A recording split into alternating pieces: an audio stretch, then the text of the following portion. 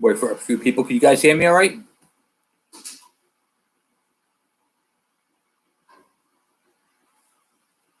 There we go. A few people coming on now.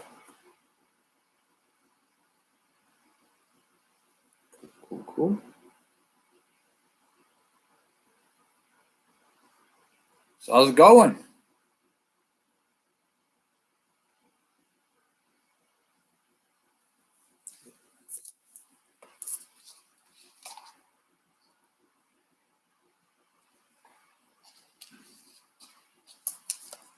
Ugh.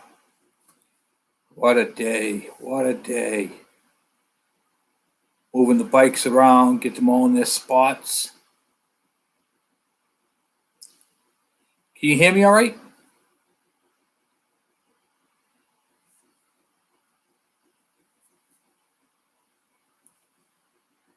Can't tell if this is working or not.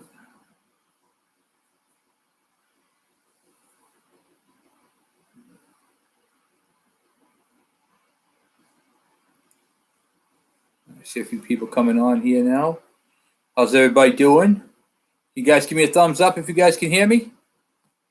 Little audio check. Hey, Larry. Can you hear me all right? Still getting used to this. This is the other laptop.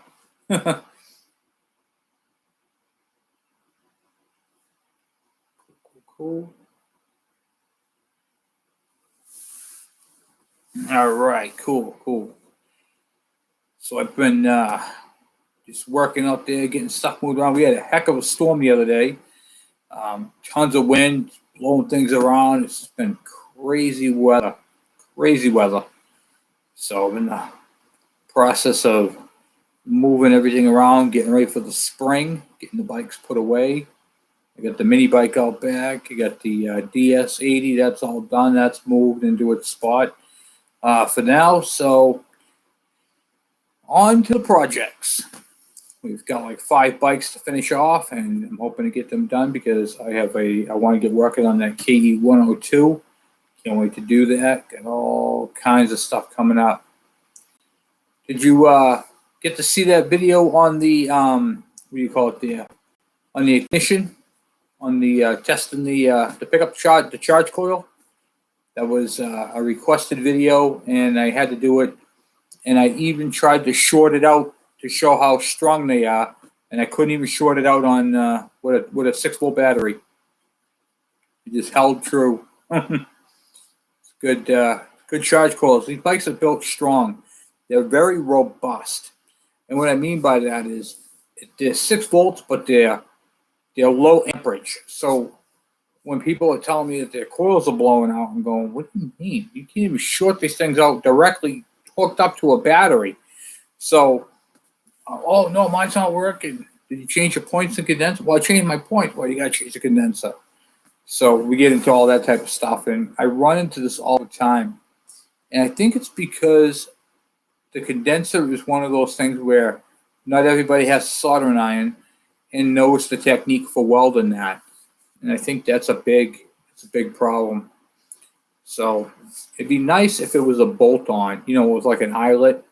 Some of the older, like the cars had a condenser on them, and then you had a screw in the center of them, or they had their own wire going up till, up to the points. They should do it that way. I think that'd be a lot better. Be nice, They had something so simple, instead of soldering it. Now, soldering is by far the best connection you're going to get. You're not going to get a better connection. But if they did it with the, oh, awesome. Yeah, cool. I put that out there because I wanted to do the bonus video with the, because it's 6-volt charge, charge coil for the points ignition. And I don't know. I haven't done it yet, but I put in the bonus video. I'm going to try 2 of those. I have a bunch of them, and I bet you that thing will put out 12 volts with a 3-volt, with a 3-magnet flywheel. Just by the setup of it, and knowing the mechanics of it, I know that I'm I'm 99.9% sure that day is going to put out 12 volts. So it'll be interesting to see and do that in an upcoming video. Start an engine up with the ignition coils, that charges it to on both poles to see if I can get an actual 12 volt out of it. Would be pretty cool. It would definitely be different, that's for sure.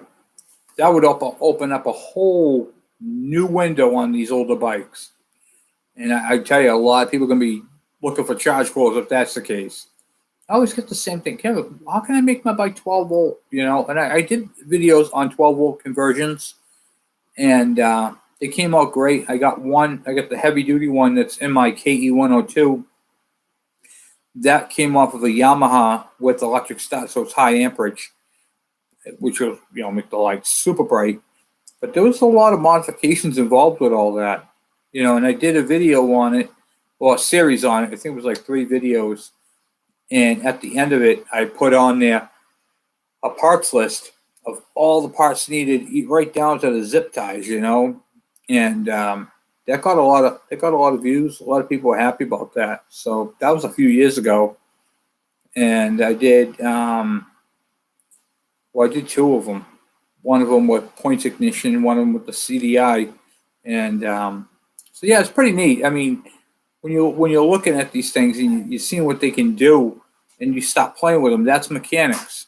Mechanics is, let's figure out what works here. It looks like it will work, but will it? How do we know? We experiment. I got parts bikes, parts motors. We'll throw one together, weld it all up, try it out, and see what we get out of it. If I can get 12 volts out of those little charge coils, that's going to be pretty epic. It's going to be pretty epic. And I have the voltage regulator I'm going to be using is not going to be the KE 102 or 100. What do you call it there? Voltage regulator. The voltage regulator I'm going to use is that of a Ryan lawnmower. So, because you got 2 poles going in, 2 yellow poles, and it comes out to the red wire. And it's kind of low amperage, right around 8 to 10 amps. So I think it'll be a perfect candidate to match up with those 2 little charge coils. I know it's not high output voltage, or current. So even if I put a ride lawnmower voltage regulator on there, it's not going to, no matter how fast you spin that motor, you're not going to burn that up because there's not enough power through it, And I think I'm going to get a little bit more in depth in the way I start doing my videos, because I'm trying to make my videos basically in layman's terms, basic videos. I'm going to start stepping up the terminology and start introducing more of the technical behind it, how it works and why it works the way. I mean, I do that already, but a little bit more. And then what I'll do is I'll stop and explain and then go on to the next thing. We call it there, and test the watts on that and see how that works. Because ultimately, when I'm looking at you guys through the screen and I'm working, on these bikes, I'm your teacher, I'm your instructor, so I want to make sure you guys get all the information. And we've been pretty fortunate, knock on wood, to be able to do something like that where you guys are learning. And to me, that's huge. So I want to keep going. Hey, Brian.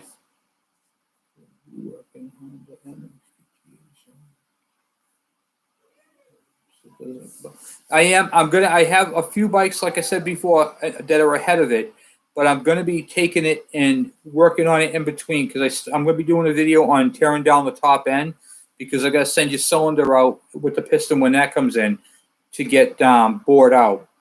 So Brian on here, guys, is the one. I got the GT80 and the MX80. We're going to be boring out his cylinder. We're going to be doing a lot of high-end stuff on that. Everything from porting to decking the height. His cylinder doesn't have to be nickel solid because it's cast iron, but it's going to be punched out. We're going to modify the head, center head, and a whole bunch of other cool stuff. So, but I do have, Brian, like I told you, I have a couple bikes that are ahead of yours that I have to do because I got to keep them in order. But I'm going to be fitting your videos in between then. And then when we get Dave's and Robert's bike done, we're going to be, basically when it comes to the technical part, it's going to be diving right into that. There's going to be some serious stuff because I can't tell you, Brian, how many emails I have about your bike. People asking me, Kevin, this is great. I belong to a GT80 forum, which is also MMX80, and a couple of other ones, and everybody's asking me. I'm getting messages through my, what do you call it there, Facebook. When you're working on that bike, when you're going to be finishing up your bike. So I'm getting a lot of GT80 stuff, and so we're gonna be doing that. That bike is going to be nice. That is going to be a great little bike. So we're going to go right through it. And we're going to be showing you guys some serious tips and tricks on and what to and what not to do, because there's a few things on that bike that you don't want to do that everybody says to do. I'll be getting into that. I'll just give you guys an idea. Reed valves. Everybody says to me, Kevin, can you flip your reed valves over? Well, you can, but it's not recommended. And I'm not going to get into all that right now. But I'm going to be showing that all in a video and why you should never flip your reed valves over. There's a whole lot involved with it. Also, too, why I have you guys here. I don't know if you guys probably won't be able to see it through the screen, but hold on one second here. Upon request, I had started an Instagram. So my Instagram is Kevin Bergeron. Oh, you can't see it. It's definitely too bright. Instagram 76. And on my Instagram, you will see some bikes that you don't see on the channel. And the reason for this is because I sold them a long time ago, but I still have pictures to show. And one of my bikes that I used to have a little store and sell bikes out of. And one of the bikes I sold was a 1979. It's a Honda Matic automatic motorcycle, and made by Honda, 400cc, and it was a great little bike. It was orange. I have that on here. I have a bike. You ever have something and you kick yourself in the butt for getting rid of? That's me. I sold it for some great money too. I got its value, but I would have rather kept the bike because I went right through it. So I'm friends with a local junkyard who, when they get motorcycles, they give me a phone call. Kevin, I got a bike down here.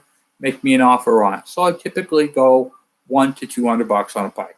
Okay, and they know that's what I'm going to be paying for the bike, so they don't pay more than that for it. So I ended up getting a 1980. It was an XS 600, and the bike was super sharp. The guy had kicked the bike over and it had a stuck valve, and guess what happened? Piston hit the valve, bent it, lost the compression in that one cylinder. So I ended up buying the bike. I think I paid $100 for it, ripped the whole top end down, replaced the valve, reseated it, did all this. This is before I had my YouTube channel. Went right through the whole entire bike. Thing came out cherry. And I paid $100 for it. I had $300 into the bike, and I sold it for $2,800. It was a great deal, great bike, and everybody loved it.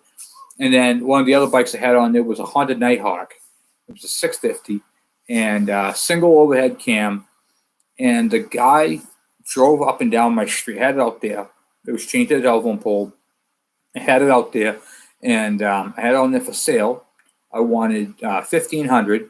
It was at the end of the season. The guy says, what's the lowest you go? I said, I'll take $1,200 today. Guy was super excited. He had just got his license. Okay? Just got it. He says, I am looking for my very first bike. Can you tell me about this one? So I went through the whole thing. It's got brand new tires. It's inner tubes, tuned up, synchronized the carburetors, went through the whole entire thing. I went from that tire, like I do all my bikes, tire to tire, peg to peg, handlebar to ground. Okay, went right through the bike. So then he goes, well, I'm going to give you $500 deposit, and I'll be back in a little bit. So he gives me $500 deposit, then he leaves. He comes back in a white Ford van, drops off another couple $100. Here's another $200. And he kept doing this, okay? He kept doing this. By the time it was all done, he had been to my house like 4 or 5 times within that one day, still hadn't paid off the entire bike. And then it came down to the nickel and dime, and he owed me like $50. So he comes back, here's $50, and then at the end of it, he comes back with a van full of people, and he gets on the bike, starts it up, and I got all this cash, and he takes off. And I says, what the heck's up with that? He left the bike there. What's up, Laura? You hear me? Oh, hold on, guys, 1 second. He's been complaining about it since supper time, just before supper. He did? Okay. All right. We'll keep an eye on it. We have to take him someplace. We will. Okay. So anyway, he comes back with a whole bunch of people in this one van, this one white van, and he gets on the bike and finally gets ready to take off with the bike. He said, he goes, "Thank you so much." I go, "It's a lot of people for the bikes." The van takes off. He's sitting there waiting. He takes off down the street, comes back, gives me a thumbs up. He loves the bike. You would think he'd want to try it beforehand. Nope, didn't do it. Anyway, he bought the bike, and he was leaving from my house in Epping, New Hampshire to Sturgis. He lived up the street from me. I didn't know this until we did the bill of sale and all that. Anyway, so about 2 weeks later, he comes back by. Every time he drove by my house, he'd give me a thumbs up and beep, beep, beep on the horn. He loves that bike. And then, this was about 4 or 5 years ago, I saw him, driving by. He recognized me, beep, beep, beep. Still riding that same bike. And it's awesome to see the bike, It's funny, but you get these bikes that you get attached to, and the bike was blue, and they painted the frame blue with a black motor with a little bit of chrome. It had a Pierre seat. Beautiful bike. Plastics were nice. The paint was nice. It had the blue with the metallic flake. Oh, beautiful bike. Beautiful. Hold on one second, guys. I'm getting a 200 blasted tomorrow for $100. Is it a good bike? Yes, it is. It's not firing. Okay, so whenever you buy a bike, it's obviously, most of the time it's sight unseen, and you basically get it as is. So a couple of things you're going to want to do is ask them, what happened to the bike? So were you riding it and it just died? Did you try something? Did you add something to the bike? Feel free to ask the questions, because that's what you want to do. Any question you ask is going to bring you closer to the answer. So at $100, it's worth it. Even for parts, you could triple your money just by selling parts. So you're automatically in it to win it. So that's okay. That's perfect. So if say the bike's got a blown engine, it's junk, who cares? Because you can get the parts back. But if you can buy the bike for $100, ask a few questions, fix the bike, and run it, that's the best way to do. So don't just, when you're there, don't just, here's $100, thank you, and leave. No, take your time, look the bike over. It's not firing. It could literally be a clogged up air filter that carboned up the plug, which I've seen a bazillion times. It's got a carbon track on the plug. It won't spark. It won't run. Then you take the plug out, clean it, replace the air filter. Bike runs great. It could have been left out in the rain. It could have got some water in the air cleaner. It could have a pod filter. Seen that a bazillion times. Water gets in the carburetor, and guess what? The water goes to the bottom. It clogs up the jets and can't go. So it's one of those type of things. I have a 1998, runs and drives good. Plastics are sprayed, painted over, but needs new rims and tires. And is there a headlight or other options? How much do you think it's worth? Okay, so a 98 KE100, that's a CDI bike. That's a great bike. It also has the big jet in the carburetor factory. It's a good one. How much is it worth? If it's been painted over and it's missing lights, well, that depends. Um, the condition of it. Everything is, I mean, if it runs good, drives good, stops good, you know, I would say a 98 is worth at least 800 bucks. If you can clean it up, take the time, take the paint off. There's a product called, what do you call it, Goof Off, and it's graffiti. So if you go online, look up, you can get it at Home Depot, Lowe's, and it's a spray on. And what it does is it takes the paint off. So if you put that on a rag and you wipe it on there and you get that all off, all the old paint off, you can really clean up the plastics, clean up the tank, clean up it all. Even if you don't have the lights, and you can probably get $1,000 for it. They do make cheap lights for that bike, so you could pick up a set of directionals for that thing on eBay, like the little ones, and they're like $20 for a pack of 4. So you could really do that. If it's missing the headlight assembly and it's missing all that, if it's missing the whole headlight assembly, the tail light assembly, and all the directionals, you're really looking at like a $500 bike. But if it's got the tail light and the headlight and it's just a matter of a little bit of paint, then I would go for the 800, 800 to 1,000. And when I say that, I say the bike is worth 800, okay? You're not asking 800 for the bike. You want to ask 1,000. That way they can talk you down a couple hundred. Yeah, good. I got this bike for 800 bucks. I got a smoking deal. Thanks, dude. And then you're like, that's what I wanted anyway, So keep that in mind when you're doing that. So when you replace the condenser, it has to be, yes, it has to be resoldered. There's 2 little tabs, a short one and a long one. One goes over the wire to hold it, and then the other one goes over the bare wires, and it all gets soldered together. And when you solder a condenser, you'll see like the center part. Then there's a black fabric, and then you get the casing. You never want the solder to go from the center to the outside casing. It'll be a dead short. Oh, what's that? What was stuff like that?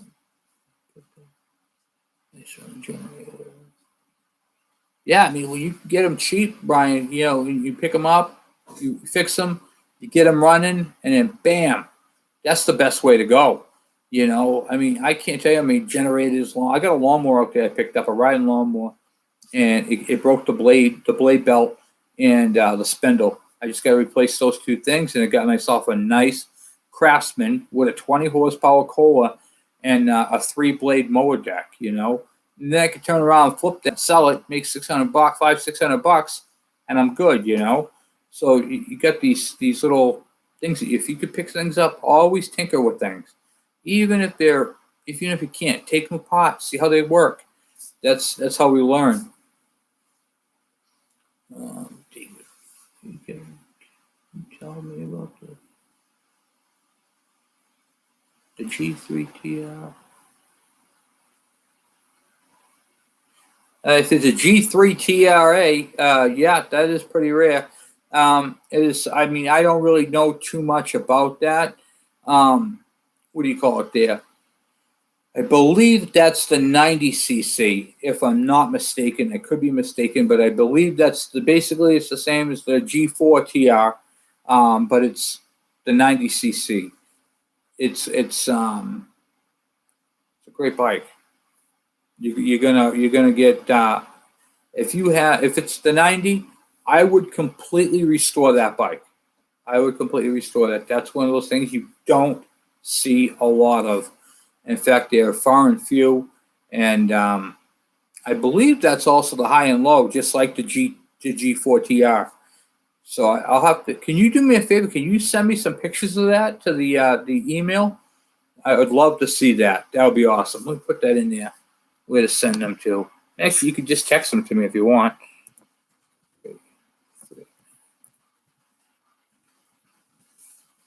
There you go. Yeah, text me those pictures. That'd be awesome. It says 100, huh? Huh. Yeah, you have to send me some pictures of that. I want to see that. I might be thinking of something else. Because I know the G4 TR is the, what do you call it there? The 100cc. Just pulled up your Instagram. Yeah, all the bikes in the picture. Yep, all my pictures are just bikes. That's all it is. The what do you call it there? Oh, I've got like 27 uploads or something like that on there. Yeah, 27 posts, and you basically forward backwards. The black, what do you call it there? What the heck you call it? Yamaha Virago is the one that's in my shed that I'm using, but you can see one of my other Virago I had. I had a red one, a burgundy color, and it's got basically all the bikes.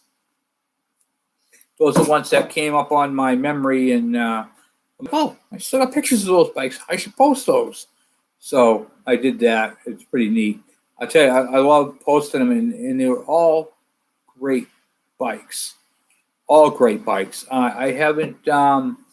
Those are bikes that I got on Craigslist. I bought them for maybe $200 to $300, and turned around and sold them for all the money. I got, like I said, that blue one there, the Honda 650 Nighthawk. That was I think I paid like $300. I paid for that bike. The valve cover, the guy couldn't figure out the valve cover to it.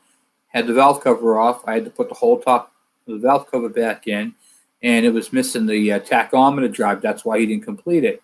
So I ended up going on eBay, buying the tach drive, put the new gasket, the new little plugs, tuned it all up, synchronized the carburetor, new battery, tires were great, and went through the whole thing, sold it.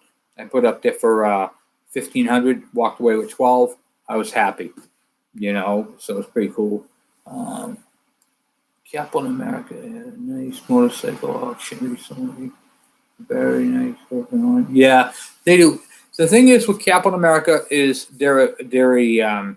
why I like Kaplan America is they restore bikes to their original shape, and they have them in a museum, and they share those bikes with the world. And you can literally go down there, buy a ticket, go in, and spend a little while down there and look through some vintage bikes. I mean, they got Mancos down there. When they do sell something, it is very expensive because they have a lot into them. I had one guy, he was complaining about how much money that he went to purchase one of their bikes that they had, and they wanted like $3,000 for the thing. And he's like, the bike's like $2,000, worth $2,000. They do ask more for the bike, but you're getting, when you leave there with that bike, you're getting a top of the line bike. You're not getting, someone's backyard garbage that, pot filtered everything, bypassed the oil pump, punched it. I rode this thing like I stole it, and it will take a beating, trust me, And you get the bike home, and the bike is just barely moving, No, you got to throttle it. No, these guys, top-notch mechanics, they go right through the whole thing. I'm actually planning on going down there this summer or spring, and I'll be taking you guys along with me on the doing a video. It's one of those cool things where you get to see these vintage bikes, and they do sell things. When they do, you got to, like I said, you just got to bring the money. I mean, you got to expect that these guys aren't in business to not make money, and they're selling the bikes that they're selling are bikes that could be fixed up, could be put together. They already have them. They don't need them. They're moving them on from them. Me personally, they are better than I am because I couldn't do it. I can't get rid of bikes. I'm sorry, I just can't do it. I wish I could, but I can't. It's okay. Oh yeah, absolutely. Yep. You can save my number. People text me all the time. Call me. Yeah. So yeah, it's what do you call it there? It's amazing some of the Mancos, and I forgot some of the other names of the bikes, but the BSAs and the Triumphs and all that, they got history there, One of the cool things about that building, that was an old warehouse, and being in New England, it's part of the Historic Society, and they really took the building to another level, and to see that, just beautiful. So yeah, I mean, you can see some pretty cool stuff up in there. and you never know what's there. I mean, they change the stuff all the time. People bring it over there. Yeah, 3 stories high. Yeah, I mean, it's they got some bikeage, you know, and they got a hell of a mechanic shop. I mean, they literally go right through that, you know. Finally got the top and bottom end for my LT 175, but to be nice, good. Yeah, the LT 175, great bike, great bike. You're gonna have some fun with that. I can't wait to get mine done. I got the 2 LT 125s, and I can't wait to get them done. I got to get these other bikes done first before I can really get into mine. The Z50 was one of those bikes that were in my way. I ended up moving out my Z50, the DS8, the DS100. I keep calling it DS8, DS100, and what do you call it there? The Yamaha Chappie. So I got a whole lot more room in there, and it's nice. And then I got a generator going back to the owner tomorrow, and then we're gonna be back on Dave's bike. We gotta put that lower end together and go through the top end, pressure test it. We're gonna be doing a whole series on that. So I want to make sure that I have that area all cleaned up for all that, because there's gonna be a lot of stuff. Alvin's bike, we did a first start on it, you know, with a bottle drip, but we're gonna do an actual first start off the carburetor. We got to get that back together, change some fuel lines on it, and go right through that. So I have, excuse me, I have his marker lights on the bench, and I got to clean up the bench because I got a bunch of other stuff around it. So it's gonna be a fun project. It's gonna be a fun next couple months going through these bikes and getting them done. And well, let me tell you something. The DT 400 that I'm going to be working on, I have the tank here. I can't show it to you right now. It's top secret, but when you see this tank, you're going to fall over. I'm waiting now. He's going to be, Robert's going to be sending me up the 2 new tires for the bike and the 2 fenders. He just had the fenders painted.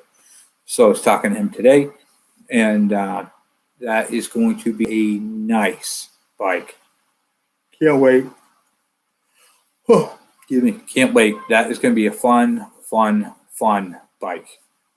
So when he gets that back, that's Aaron's father, the one I did the whatchamacallit there, the KE 100 for.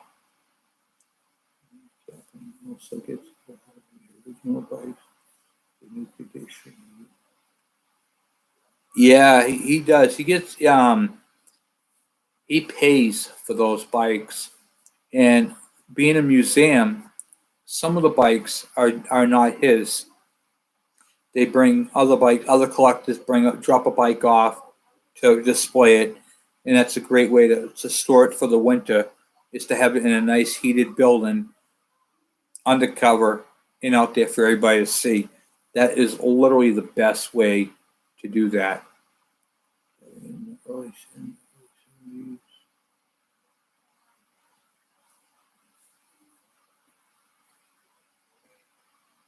What the Honda 70 you have? I have a Honda 50. That is a 3-speed, I believe. Yeah, 3-speed automatic, semi-automatic they call it. Yeah, that's a Honda 50, a Z50. You can easily make that into a 70. I'm not going to. I'm going to keep it the way it is. Once again, that bike, the Honda 50 that I have, the Z50, is, excuse me. The Z50 is such a cool little bike, and it was one of those dream bikes you always seen. Now they got the QA50, which has the hardtail on it, no rear suspension, just front trucks. But when I was a kid coming up, I always saw the Honda 50 and wanted one. Never had one. What I liked about the Honda 50 is it literally looked like a motorcycle. I mean, it had all the same characteristics as a motorcycle: the rear suspension, front suspension, kickstarter, shifter. I mean, that was to catch me out. The One of the things I like about that over my my KV75 is the rear brake is a foot lever. On the KV75 or the MT1, it's a hand brake for the rear. Let me tell you the problem with that, okay? And I've done this a few times. When you go from a KE100 or a KD80 or a Honda 50 or a DS80, here's what happens when you go from those bikes, driving them all over the yard, and then you hop on a Kawasaki. You go to pull the clutch in. It's not a clutch. It's a brake. And if you do what I did, I had I wasn't sure because I was looking at in the book because the front brake is always on the throttle side. Well, I had a late night, just working on bikes and everything else, and I wasn't thinking clearly, and I crossed the cables. And on my KV75, when I pulled the clutch in, only the front brake engaged, and I almost dumped that little bike. And I'm like, nope, cable's in the wrong spot. But I will tell you, that was crazy. I thought you had a Trail 7. No, I have a, what do you call it there? I have a Honda Z50. So the bikes I have out back, I have the Honda Z50. I got my KV75. I got the MT1. I got the Andrew bike build. Those are the minis I got. The Andrew bike build has a 2000. It's a 1975 MT1, but I put on it a 2004 KDX 50 engine. So I actually have two 50s, two 75s. Then I got my KD80, my GT80, my DS80. Those are my 380s right there. Then I got my KE100, my KM100, and my DS100. And I got the other KE100. And then for a 90, I have my bike that I made.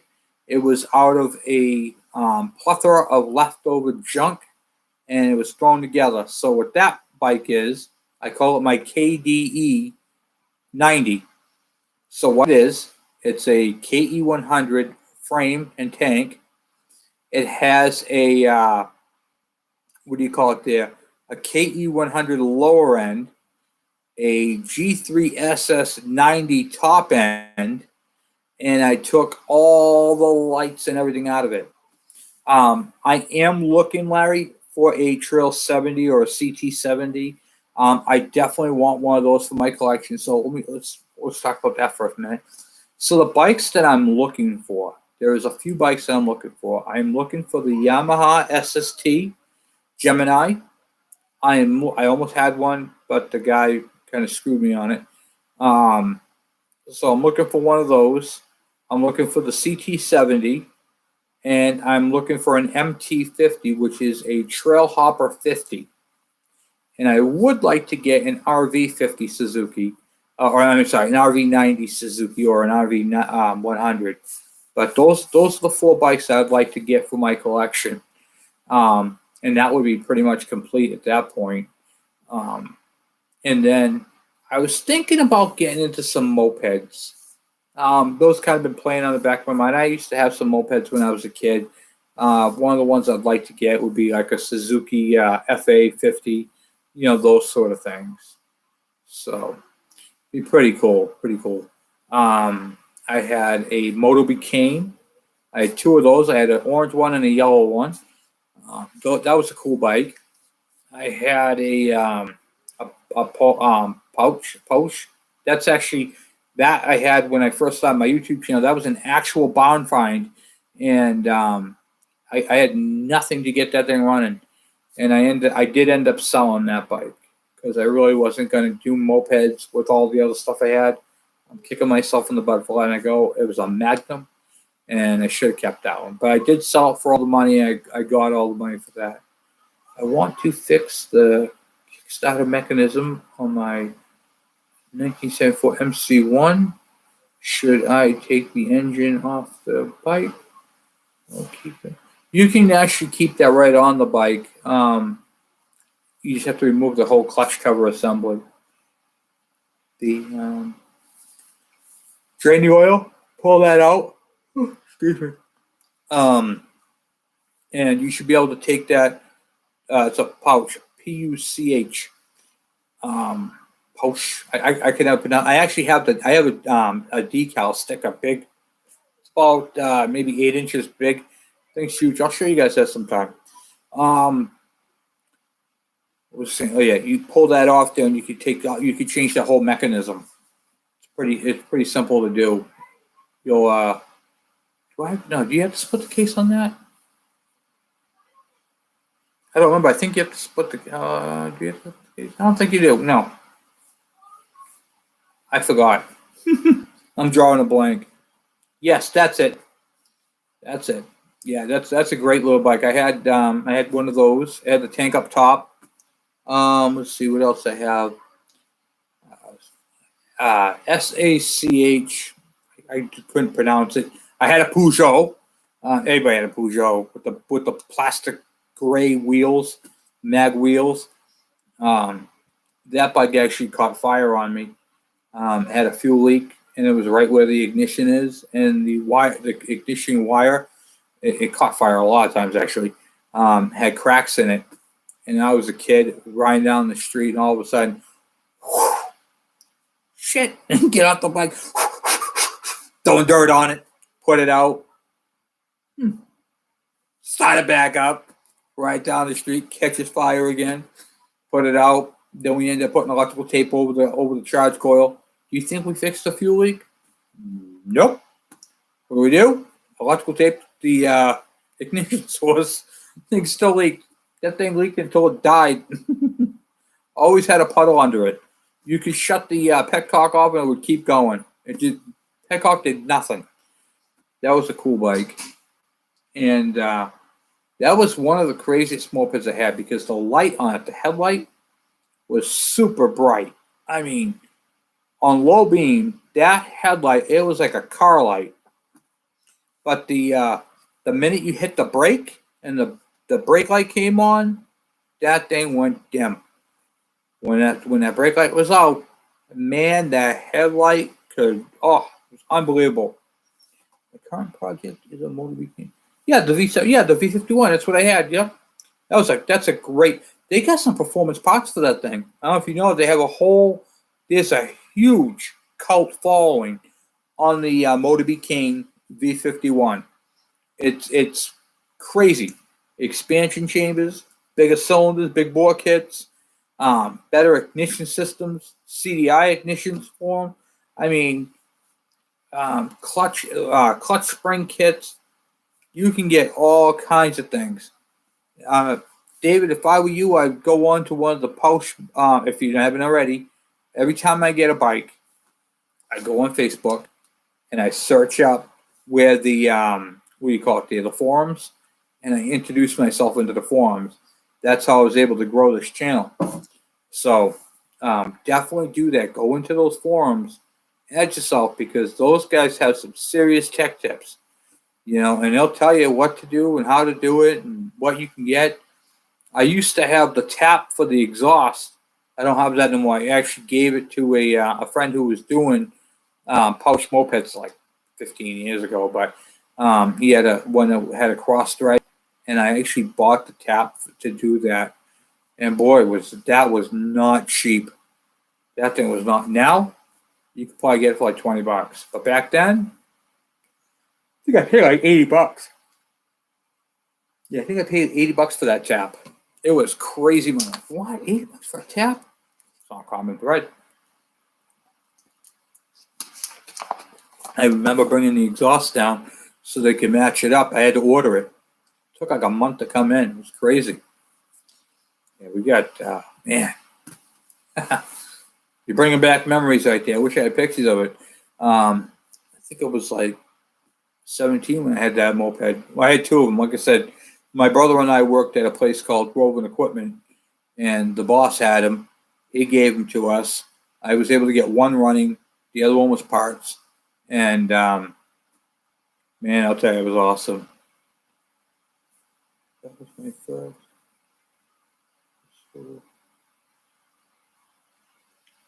Yeah. Oh yeah, Montgomery Ward. Yeah, yeah. Oh yeah. Oh yeah. Yep. Oh yeah. I'll tell you, mopeds. They were fun, economical, and you could do some crazy whacked out stuff with them. And easy to work on. I mean, I remember back in the day, they had parts catalogs. You could literally go buy a parts catalog, and it would have all the different makes and models in there. And they had all kinds of different things, from hand grips, pegs, extra pedals. I mean, you name it. Hey, Corey, any advice on cleaning a rusty 1970 gas tank? Yes. Take the petcock off. Take the gas cap off where the petcock goes. Plug it and use muriatic acid, okay, or mauric acid. It's in the pool section at the store at either Home Depot or Harbor Freight. No, Harbor Freight. No, Harbor Freight has it too, I think. But Home Depot or Lowe's, and you pour that in there. Here's a couple of tips. One, you need rubber gloves. It's straight acid. It will burn you. Two, you need eye protection because if a couple of drops get in your eye, you're done. You will be screaming on the ground like a little girl. Okay? I have not seen that. I have heard about it. And well, I don't want to. I don't ever want to see it. So eye protection and gloves. And you do not want to do this in a house because after you pour it in, as it eats the rust, it's going to have a little haze above the tank. Now, here's a couple things. Okay, whenever you're using the acid, you need to use it. Put the tank inside of a plastic tote because if there is any holes in that tank, that acid will eat whatever is on the ground. Okay, so if you have it in your house, it will eat your floor. If you have it on wood, it will eat the wood. If you have it on the grass, it will eat the grass. I mean, this stuff is powerful. So make sure you use caution, well ventilated area. Outside is best. You don't, and you want to keep it away from pets. I've used it. It's for cleaning pools, and I will tell you that stuff is some serious. Yeah, that's the acid, full strength. Don't dilute it. Put it in there. Then, in about an hour, okay, or an hour, then you can drain it out. When you drain it out, you're gonna look inside the tank. It's gonna look like brand new. What you have to do is right after you drain it out, you want to rinse it out with water, okay, fresh water. You want to rinse it out like 3 to 4 times. Now, there's a thing called flash rusting, okay? It's bare metal, and then it's just going to turn orange. It's going to be like this chair I'm sitting on, okay? That's okay. A lot of people freak out and they go, oh my God, flash rust. No, I have to do it again. No, you don't. No, it's okay to have that in there. It's not going to hurt anything. What I do is right after I drain it out of drain all the water out at least 3 times, I use a heat gun inside the hole, and I let the heat dry it out. And then to stop the flash rust, I take some 2-stroke oil, I dump it in there, I plug the hole, and I shake it all around and coat the entire thing. Flash rust cannot happen with oil on it, so that's a good way. Vinegar works, but the problem with vinegar is it takes a long time, and if it's thick rust, it doesn't work. It'll just keep making like a, I don't know, like a layer or something. Um, Vinegar is great if the rust is light. If you have light rust, it works great. But if you have thick rust, like I think you have in your tank, you're going to definitely want to, just muriatic acid it, full strength, about an hour, and then drain it out. Metal Rescue is vinegar. It's just like vinegar. It just doesn't have the smell. And that takes a long time too. So the what do you call it there? The Metal Rescue, which I have some in the shed, it works good. However, it takes a long time, just like the the vinegar, and you have to do the same thing. Basically, after you get the vinegar out of there, which will take you about a day, shake it up, let it come out, and then wash it out and do the same thing with the oil. If it's really rusty, if you got a lot of thick rust, which those tanks typically do, the type of tank you're talking about, I know that tank all too well. I've got a few of them here. They rust up really thick, scaly rust.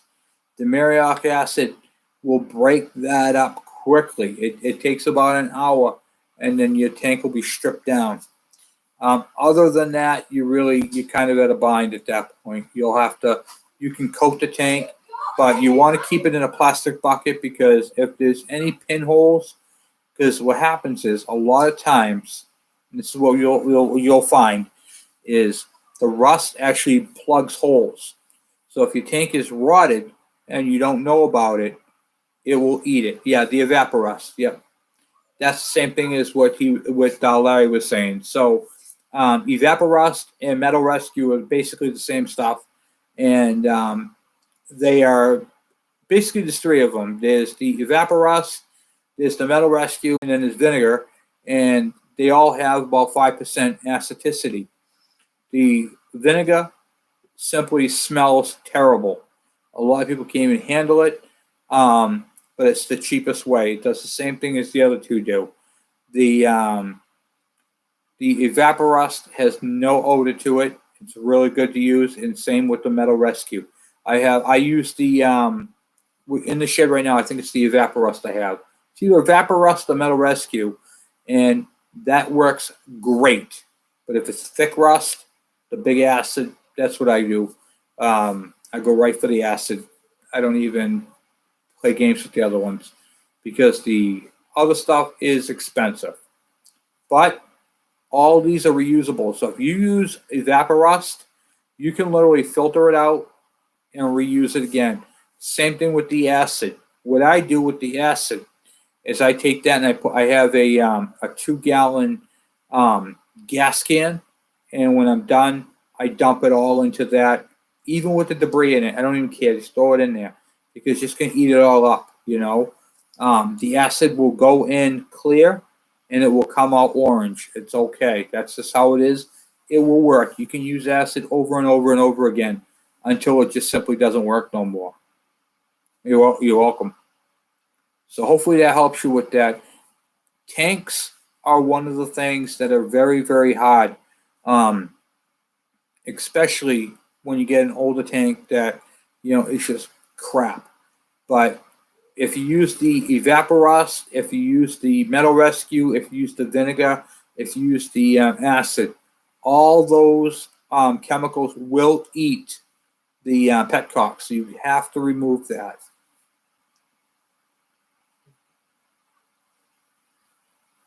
Oh, there you go. Yeah, the acid is quicker.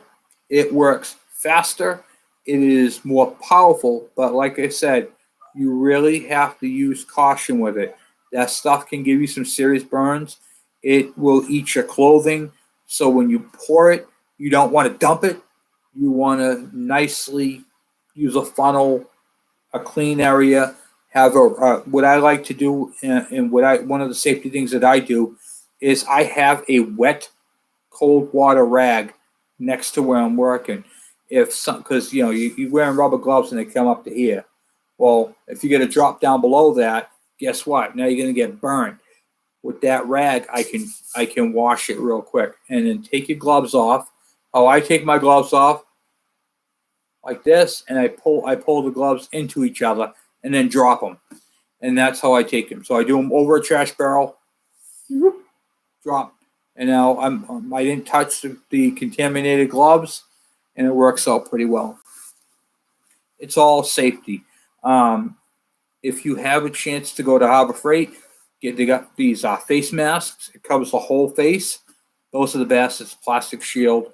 I use it you've probably seen it in a lot of my videos when I'm grinding, cutting, or doing anything like that. That I like to use that. You just want to make sure that it doesn't splash. You don't want to be using it outside if it's windy. Use caution. It is a serious chemical to use. I've seen a lot of people go, hey,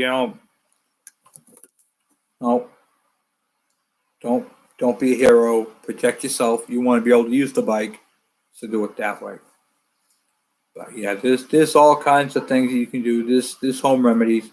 Now, if you clean out the tank and the tank is nice and clean, and it's all been done and it's got holes in it, you can either braze the holes or you can get. I don't like to use this word. It's a bad word.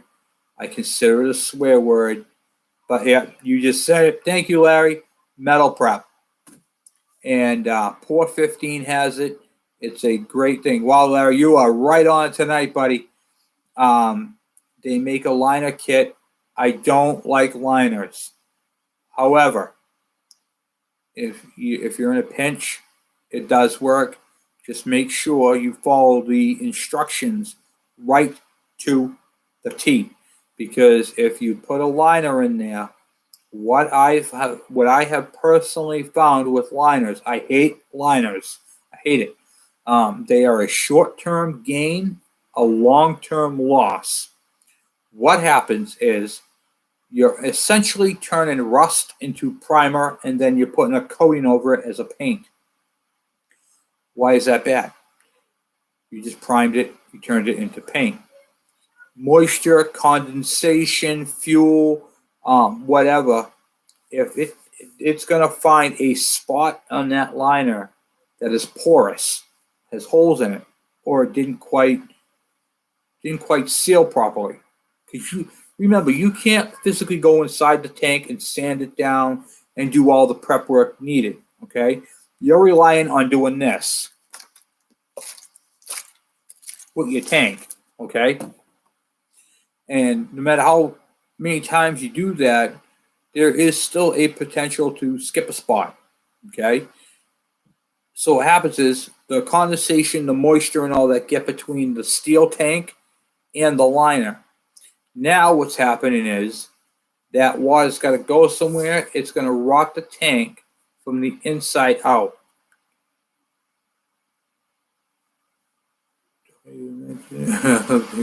Yeah, it's a bad thing. I don't like it. And then where does all that, what happens? All that stuff goes into the petcock, clogs that all up, stops your engine for fuel. Now you think you get a carburetor problem. It's just a bad, it's a bad thing. But like I said, you have those options.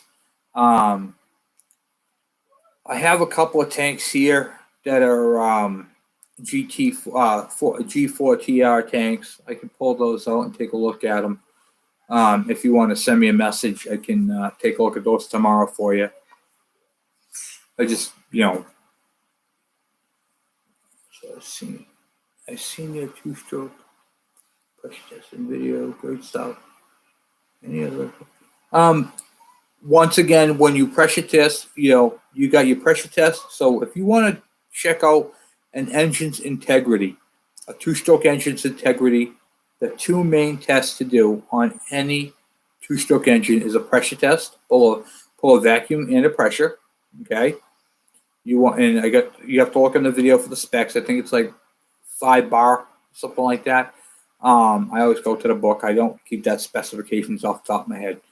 And you want to do that. You want to pull a negative and a positive pressure on the tank. On the bike motor. And what that does is that puts the pressure on the seals and it pulls against the seals. Okay.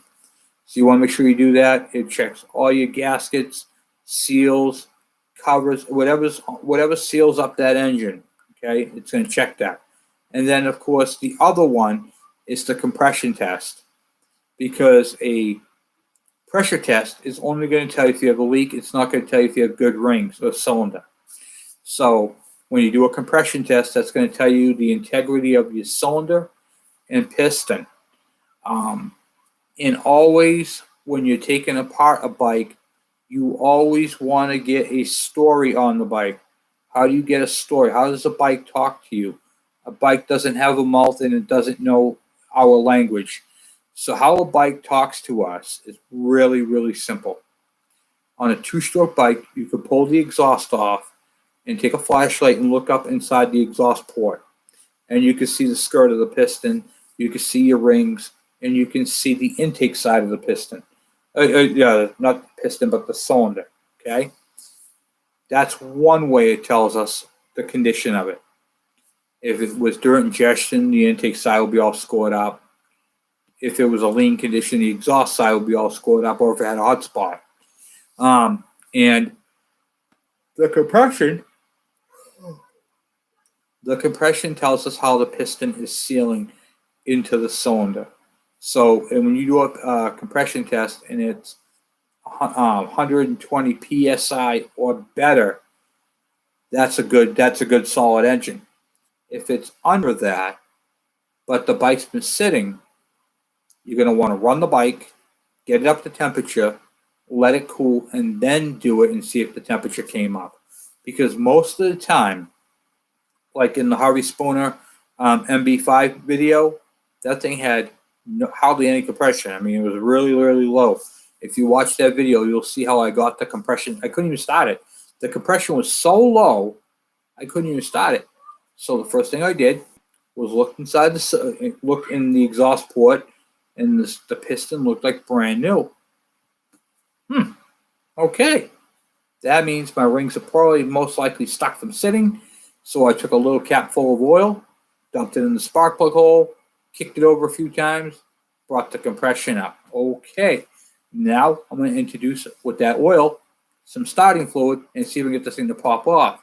When it fired, what it does is when you spray starting fluid in there, you already got the oil. The oil is the hydraulic that compresses and makes a hydraulic, and that's going to expand the rings. When I sprayed in the starting fluid, what that did was it gave it that burst, a boom, and that's what spreads it unsticks the rings. And then now the bike's got, I think it's like 165 psi. I mean, it unstuck. It came out great. I did this, yes, and Robux Corporation. Yeah, I think it was like the they're knockoffs. Yeah, knockoff Hondas. If you remember the Harley Davidsons, what they did was they had a company called AMF when they were going under. I think it's kind of like that. They made it under a different, made Harley Davidsons, but then when AMF was out, they made go-karts with McCulloch. They had their own, mopeds and all that type of stuff. So those, I had I called it a Harley Davidson moped because it said Harley, AMF on it. But that company back then in the early 70s and late 70s, early 80s, made a ton of stuff. I mean, you could get an AMF grill for crying out loud. They made everything. And Sears and Roebuck did that. In fact, I actually have something from Sears and Roebuck. My trailer that I pick up bikes on, that was actually from Sears and Roebuck. And it's older than I thought it was. Mr. Harvey is a cool guy. Yes, Mr. Harvey Spooner has been a great friend and a great mentor to my channel. He has taught me a lot about YouTubing in general. Our channels, his channel and my channel, are two totally different directions, and it's nice that we can meet in the middle. Harvey sends a lot of two-stroke stuff to me, and anything that four-wheeler that I'm not really going to do too much with, I send it his way. And when we barter, we switch off, and I was able to get those two Z50s rescued when I got the bike. I was looking to do one on the channel because I wanted to do a Honda. I mean, I've done Suzuki, Kawasaki, and Yamaha. I wanted to throw, have the 4 on there, and it was really nice that he's like, I have that bike. If you want it, I'm not doing anything with that. And he's a great guy. He's a great, great guy, great friend, and I'm very blessed to have a friend like that in my life. So, he's just a top-notch guy and easy to talk to, and he's putting up that carport there, and man, he got my goes out to him. He's got a plethora of bikes, and when you have a friend like that, and they invite you to their property, and you see all this, a abundance of bikes. Man, I'm telling you, you can't take it all in on one shot. He's been collecting bikes for 4 wheels and 3 wheels, the way he does. And if you guys have a chance to get over there, check out Harvey Spooner. Tell him I sent you and give him a thumbs up. He does a lot of Honda ATCs, 4-wheelers. He's into all. In fact, he's got that one that I built. We traded. He finished it off. I didn't get a chance. I didn't even get to hear the thing run. My kid. You know what? This is you. You're into the Chinese quads. Here you go. And he got it running, and didn't take much. It was a good motor, but I put a 125cc. What do you call it there? Was a Kimco motor on a 4-wheel, and I'll tell you, that thing was pretty cool. Yeah, big old photos for that. Yes. Yeah, they AMF wasn't they made a lot of stuff, but the quality wasn't there. And they used like on the moped and the go-karts, they used McCulloch chainsaw engines, which I thought was kind of dumb. They were big chainsaw engines, but they didn't have a muffler on them. You'd go deaf. They were hard to start. McCullochs in general are hard to start, just as a rule of thumb. I got one. It's the first pull. Sure you do. I get that all the time. I have tuned engines for over 30 years, okay? And if it starts on the first pull, that's because it's flooded, period. Those McCullochs are junk. A lot of people like them. There's actually a cult following on them, and they trick them out, and they get them to start on the first pull. But if it is a factory stock out of the box, McCulloch, you ain't starting on the first pull. Maybe a second, maybe a third. Most likely it'll stop by the fifth. But, yeah. And when you're working on those old chainsaws, you better have a buddy with you to hold the thing down. Because when you pull over one of those old McCulloch chainsaws, it is like pulling over a diesel with a pull cord. You think your arm is coming out of the socket. You're crying and praying, please turn over. The thing's got some serious compression. Yep. Oh my God. The whole thing was magnesium. I mean, the starter cover wasn't plastic. They didn't use plastic back then. Plastic. What's plastic? Everything was that magnesium, aluminum style stuff. And you got a chainsaw that was McCulloch, it was 20 pounds. So if you were right-handed, you'd have your left hand would have you ever see the Popeye videos where the bicep was sagging this way, and then the right arm will be like Arnold Schwarzenegger, like a 24-inch bicep. Why's your arms like that? Evan McCulloch. Oh, totally understand. Yeah, those things are terrible. But they cut. Those things you couldn't kill them. Once you got it started, you were good for the day. It was the initial start. So, and they ran like a 16-to-1 oil fuel ratio. I mean, honestly, tractor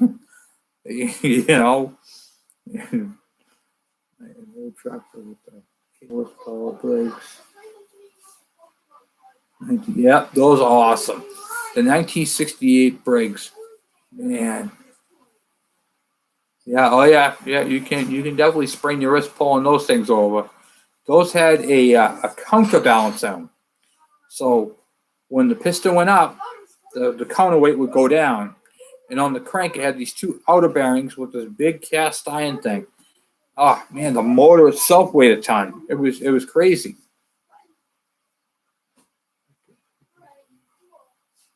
Yeah, I have worked at a lot of small engine shops, and I have, Larry, when I was coming up as a young man, I used to go to the Hable Salvage Yard and buy anything with an engine. He used to charge me $5 an engine. I could except for the car engine. I bought a car engine off of him for $50. And I ran that motor for a long time. It was a Ford 351.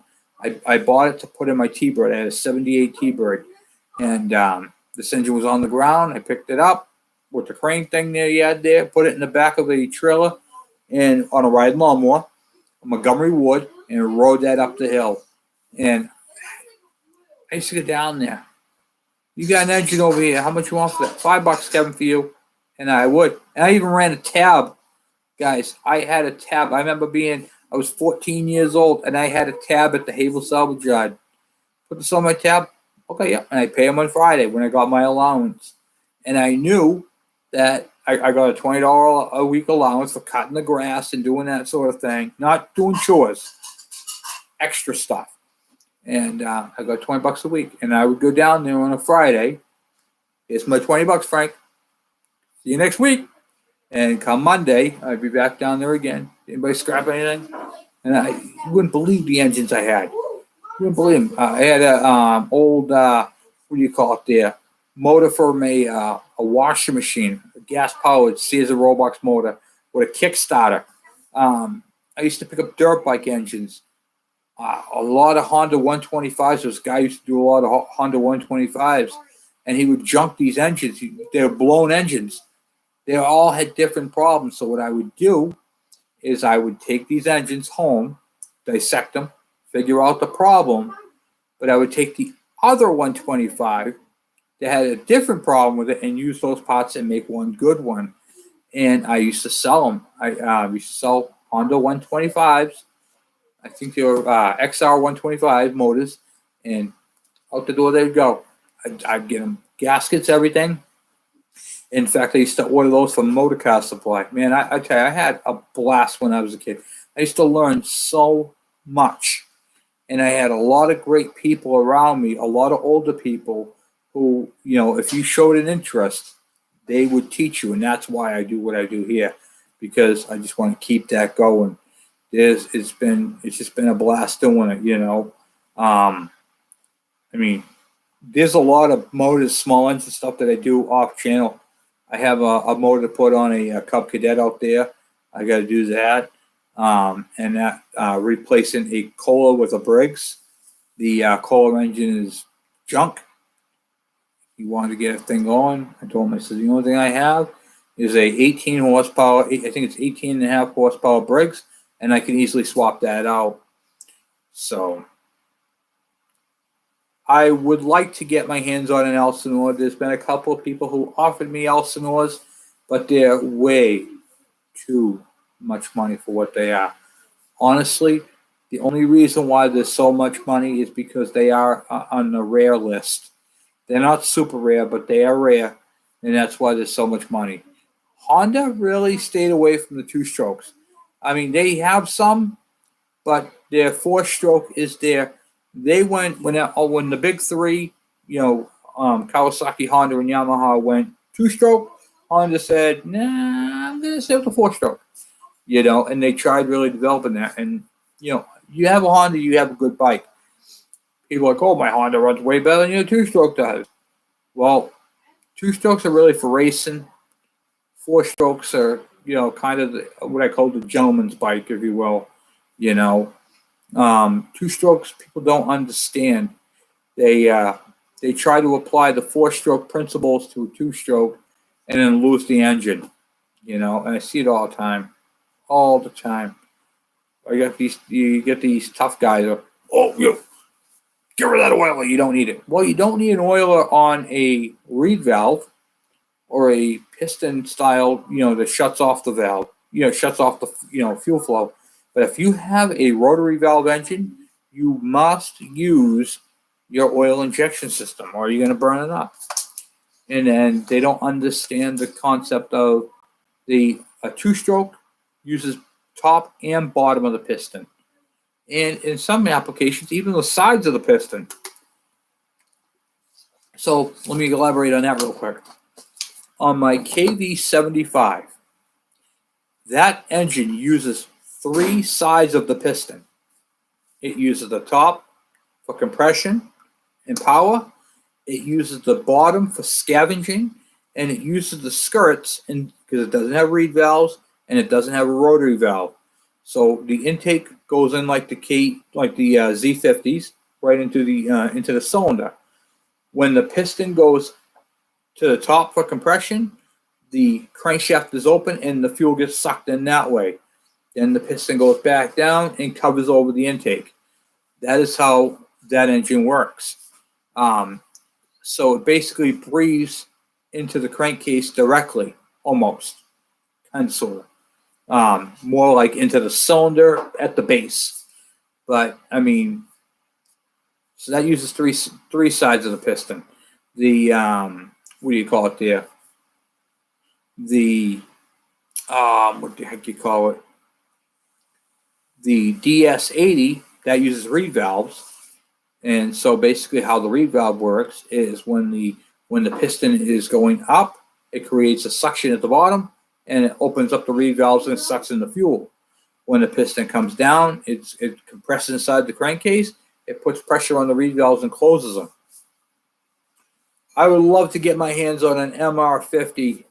That would be absolutely beautiful, but they're a lot of money. A lot of money. Stupid money. It's crazy. I mean, even the exhaust systems alone, I was looking for an exhaust system for one, and the guy's like, "Oh, I got one, $500." I'm like, $500 for an exhaust system? You out of your mind? But yeah. The Suzuki RM400. What's the best one? Yeah, the RM400 is a cool bike. I have here a parts bike, an RM250, and then they bored it out, and they went 80 over. So they bored it out 80 over, put a big giant sleeve in it, and brought it up to a 290 cc. That thing must have stood almost straight up. Yeah, I appreciate that. Thank you. I enjoy seeing the pictures of the bikes. When you guys send me pictures of the bikes, it really, what that does is it inspires me, and I'd like to see where you guys are at with your bikes, so then I can take some of those ideas if I like them, and I implement them. Like on my Z50, I've been getting a lot of flack for the decal. So the side cover decal is the actual correct decal. The one that's on the tank is not. It's supposed to be orange, not yellow. But I like the yellow with the black, like a bumblebee style. And I thought it looked good, so I went with it. I tell people all the time, make your bike your own, okay? Unless you plan on selling it. I asked the question in the forum today. I says, when you guys restore a bike, what do you do with them? Because if I restored a bike, it'd probably be in my living room hanging on my wall. My wife would kill me, okay? And I'd have it out here for display. I wouldn't want to run a thing. It's been restored to original condition. If I ran it, it's going to get scratched up, beat up. Things are going to wear over time. I'm not going to want to do that. So what I do is I call it a soft restore. What does that mean? That means that everything on the bike is as it was intended by the factory. I bring the bikes back to 100% parts. All the little systems on the bike are repaired, and the bike is all complete 100%. And that's what I call a soft restore. I do that to all my bikes. And then I ride the hell out of them because it's a soft restore. It's not a full restore. Where is the best place to get replacement replica decals? I honestly don't know. I find, luckily, knock on wood, I was able to find a few of the ones that I needed on eBay. There is a couple of places who make them. The best people to ask about that's why I have the forums. Go to your forums and ask, because there's someone out there who's done those. Decals, to me, if they're beat up a little bit, I'm okay with. I am. If I'm restoring a bike, like the Z50, and I put a new tank on it, then I have to buy a new one. But the thing is, with a Honda, you can always find Honda parts. I mean, in plethora. Okay, knockoff. There's people who are mass producing these things as we speak. Okay, and I'm talking right to scale. And that tank that I bought, the fuel tank, excellent, excellent condition. It was brand new knockoff tank, and I couldn't be more happier with it. I had to do a slight modification to the top for the gas cap, but other than that, it fit perfectly because I didn't want to use the knockoff gas cap. I wanted to use the Honda 50 gas cap. So I modified it a little bit, got that all up and going, and it worked great. But I had to buy a decal for it, so I ended up doing that, and it worked out pretty well. So I can't complain, honestly can't. It has been a great, great little bike. I got to ride it around. I couldn't do a video on it. I still got to figure out my, what do you call it there, GoPro. But I'll be doing that before summer. I want to take you guys on some rides with me when I go out, go cruising, take the bikes out and go for a little bit of ride, So it'll be fun. I'll be doing a lot of that, a lot of test runs. And when I start doing other people's bikes, I'll be doing test runs with the GoPro on their bike to show how it goes. Be a lot of fun. And you guys get to see how the bikes perform and, what they do, how they do it and all that. So it'd be pretty cool to do that, see what the top speeds are. There's a lot of videos on this, so I kind of shied away from doing that, you know what I mean? Typically what I'll find is that what they'll do is they'll, this is my Kawasaki K100, they'll do the walk around on it, and then they'll go in and be like, okay, so we're going to start up, we're going to drive, we're going to take it for a ride, and they'll go for a ride. And those are all great videos, and I'm not bashing anybody. But, excuse me, but that's all their videos are, they don't show how the bike got from point A to point B, like, what was wrong with it, how did they fix it, where did they get the parts, where did they get their information from, and how did they get to the point where they completed the bike. I see a lot of younger channels just stopping, and it's really sad because I get some good videos on there, So, well, anyway, guys, it is getting to that time where it is getting late, and I'm going to head off. So I want to say thank you guys for hanging out with me. Thank you for watching and spending these times with me. I really, really appreciate that. It's a lot of fun doing this on Two Stroke Tuesdays or Wheelie Wednesdays. And during the spring and summer, just so you guys have a heads up, there will be some Full Throttle Thursdays or, Fire 'em Up Fridays and that sort of thing. I'm going to be trying to do this. We're only doing this in the house right now because of the weather. During the summer, I think we're going to take it out to maybe do a live show. I was thinking about doing some live shows. Tell me what you guys think, what you guys feel about. But I'm thinking, we'll talk, we'll have our discussion, and I'll be doing a live chat, like a live show, and you guys can, be part of that action of me actually working on the bikes. I think that'd be really cool to do something like that. Just like once a month or something, go out to we'll do the Two Stroke Tuesdays like we do, or the Wheelie Wednesdays, or any of them, and then, and then take it out to the shed or a shop and do a live right in front of you, working on something cool, and get something running, and you guys will be able to be part of that. I think that'd be pretty cool. Not yet. Still working on that. My wife and I were just discussing that tonight, so we are working on that. I think that's going to be a pretty positive thing. We're still trying to figure out how we're going to do all that. So the feedback on that has been great. So that is definitely something we want to do. We want to go forward with that, with the T-shirts. So that'd be cool. I have a lot of great ideas. Put some of my bikes on them, signing them, that sort of thing. I know a lot of you guys are big fans of the channel and have been a great part of it growing. Once again, without you guys, I couldn't do this. So cool. I did. Unfortunately, it was too short in the ride down, and I wanted to make some stops on the way up, but the weather just wasn't having it. In fact, I ended up ruining 2 wheels and blew out a tire on coming back and forth on going to Florida. So it's been crazy, which I'm still in the process of working on. But other than that, it was a good trip to Florida, and I miss it. I miss it badly. So, but that'd be cool, Larry, being on board. I appreciate that. The support's been amazing, and I mean, we are still growing. Right now, it's kind of the slump, this downward spiral slump of the channel where it's not really growing too much. But come spring and summer, I noticed it from last year, but it is growing. Just give you guys a quick update on the channel, and this is because of all you guys' support.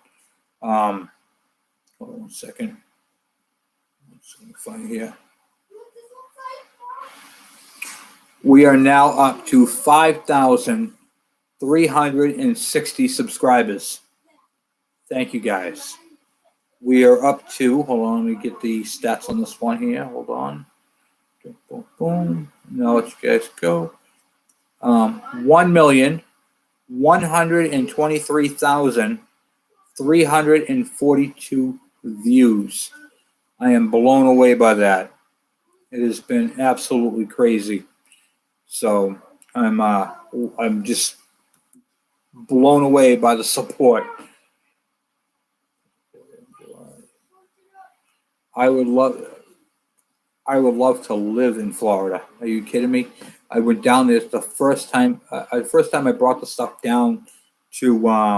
Yeah, it's not too shabby. I'm excited about it. What do you call it? There, it is one of the most craziest, beautiful places I've ever been. The White Mountains used to be my absolute favorite, and now Florida is my new favorite. New Hampshire is number 2. Where I live, Massachusetts, is moved down to 99, and North Korea has been moved up to 98. So those are the in the order, and I don't know what states fall in between there. Yep, it's been awesome. Thank you, Jesus. Yeah, it's been crazy. We have been successful. We've been growing. And it's still at the manageable point, which is how I like it. A lot of people are, oh no, you need like 60,000 subscribers. Whoa, no, I'm good with our community. I like growing at the pace we're growing because I can keep up with it. And I tell people I'm a one-man show. I do my own videos. I shoot my own videos. This is my camera, my cell phone. I shoot everything in HD on a Samsung. That's my camera, and I'm not really tech savvy. I use what do you call it there, Windows Movie Maker to make the put the welcome back and thanks for watching or anything else I need to put in there. Or if I take a video clip, I could put them together. But I don't cut out anything, and if I mess up, you guys see it. And I like to show you guys that because nobody is perfect. When you see these YouTubers and everything is like super smooth, doesn't happen like that, guys. I'm telling you right now. So anyway, guys, it is 9 o'clock. I got to get my little guy to bed. So I'm going to let you guys go. I just want to say once again, thank you guys for watching, hanging out with me on a Wheelie Wednesday. And I will talk to you guys later. And as always, I'm out.